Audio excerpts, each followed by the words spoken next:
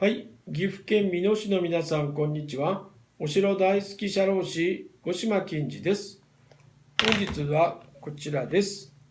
2020年4月から特定の法人については、電子申請が義務化されます。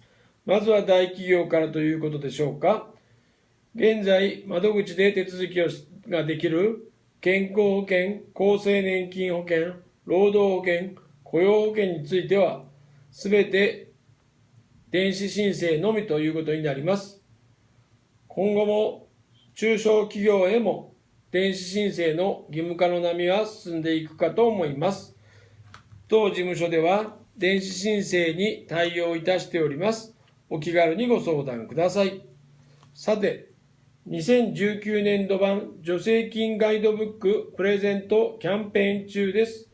キャンペーン期間中にお友達登録をし、ガイドブックが欲しいとご連絡をいただいた方にガイドブックをプレゼントします。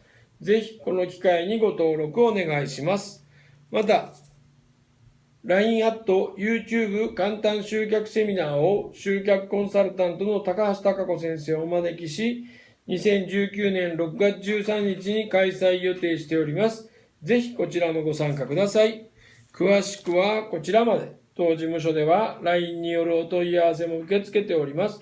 お気軽にご相談ください。